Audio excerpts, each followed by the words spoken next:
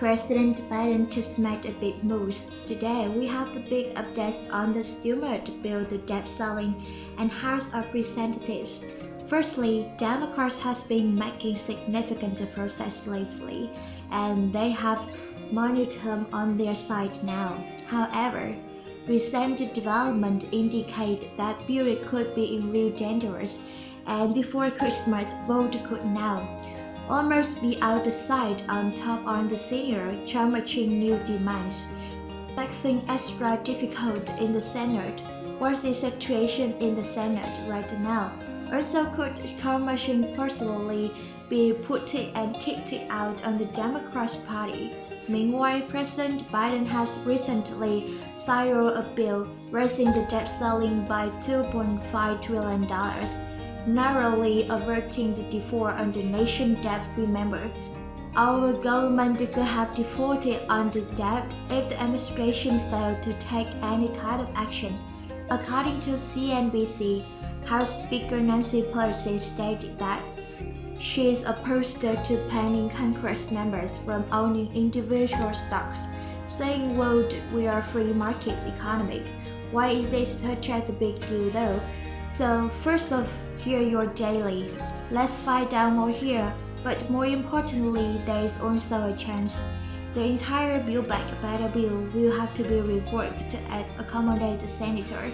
Damaging opposition, including one-year extension, to extend the child tax credit in the bill. Manchin says he does not oppose the tax credit, which he has backed in the past legislation, but he argued that because the credit is likely to be renewed over the next decade, this two cost is not really reflected in the current bill. Official Congressional Budget Office report. The West Virginia senator wants to be built to reflect the 10-year cost of the tax credit, which would require other tax higher or spending cuts to prevent official cost of bill from rising too heavily once again. Chamberlain's back at it again by blocking the Democrats' plans at this point. His new demand here can give us a bit much more needed context basically. Manchin wants to extend the child tax credit program for 10 years, saying he thinks this is better and more cost-effective abroad. Democrats only want to pass one-year extension, so this new push from Manchin came as a surprise. But when you think about it, Manchin tends to go big or go home, either do 10 years or not at all. Now, one of the top priorities of the Democrats is extension of the child tax credit.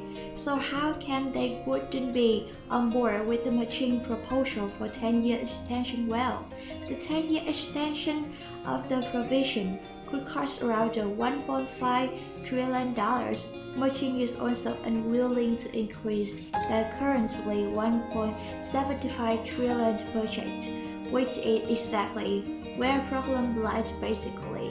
If the Democrats set aside $1.5 trillion for only the child tax credit, how would they have funding for all the other position monthly goals? And lawmakers even discussed the idea of including the full stimulus check and monthly recurring stimulus check payment into the bill as well. Now, it's looking more and more like full stimulus check is a little bit of the reason, especially with the Manchin's new demands. Before Manchin called for 10-year extension for child tax credits, many stimulus provisions have been placed on the Democrats' chopping block. Now remember, this bill went from $3.5 trillion to $1.75 trillion, which is a half reduction in size. Now with such massive budget cut, Democrats have no choice but to modify or cut some stimulus items significantly. Now, combine the factor with the Manchin situation now. This is audition to Build Back Better bill in the coming weeks. Lastly, another factor is considered here is set up the reconciliation process. Now, since the Democrats are passing the stimulus bill through reconciliation, they only have to worry about getting their own Democrat and animals vote in the Senate. in order to pass this bill. However, this is where the problem lies again. Seeing this condition leaves opposition with a lot of leverage and influence over this bill program. This is why Trump Machine and Kristen Sinema have so much power. Senators basically have their hands tied, and it looks like President Trump Biden may as well, and they have to be very careful about how they deal with the motion in coming weeks in the case. They have to acknowledge that they can't move forward without motion, and they say that the finish date on the bill could be possibly is 2022. The Democrats' frustration are rising by the Senate Majority Whip Dick Durbin said he was voted sooner to learn the motion last minute. Opposition to one-year extension of the child tax credit, which many Democrats saw as a core component of the bill, and I was stunned by the Dick Durbin said on Thursday. We were so proud of what we accomplished here, and for this come up as issue. The provision would face start opposition noting vote. The level of emotions in the caucus about the child tax credit is very high and bold, and the statement here only comes from the one senior, but I'm willing to bet that. This is a general Democratic statement mention new demand to significantly change the bill progress, and that's not a desperation. The earlier changes to what the bill are now unfortunately missed.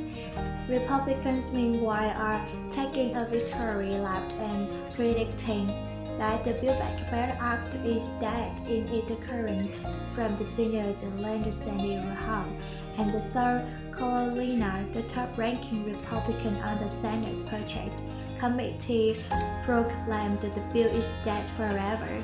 The measure passed the Senate Tuesday afternoon with a 15-49 vote. This was strictly along party lines.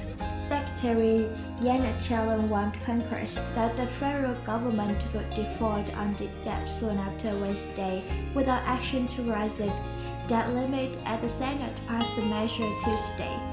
The White House argued quick action on the bill and commended Senate leaders for fulfilling fundamental legislation and constitutional responsibility.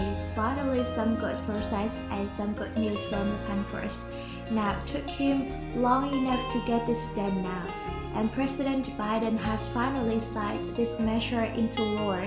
So this means that the Earth will not default until at least 2023. Well, two leaders, particularly Senate Majority Leader Chuck Schumer and Senate Minority Leader Mitch McConnell, they look in charge here, and they managed to reach agreement to allow one-time extension from the filibuster road due to development. Democrats were allowed to vote for a bill without Republican support.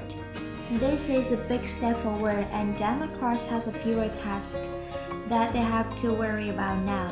But now the very controversial topic has come up regarding to start training regarding to Congress, and it's making a lot of noise lately. Business Insider reported this week that lawmakers have ownership of the stock and make purchase since the beginning of the pandemic, and now this is particular report gained a lot of attention, and some people are questioning legality of some of these actions. Now, according to CNBC House Speaker Nancy Pelosi stated that she opposed to banning Congress members from owning individual stocks, saying, quote, Speaker Nancy Pelosi scoffed Wednesday at the idea of banning congressional lawmakers and their purposes from owning shared individual companies.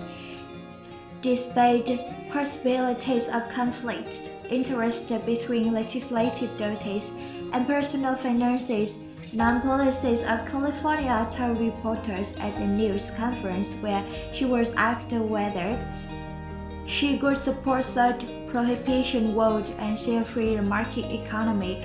She says they should be able to participate Let's continue here, Waller.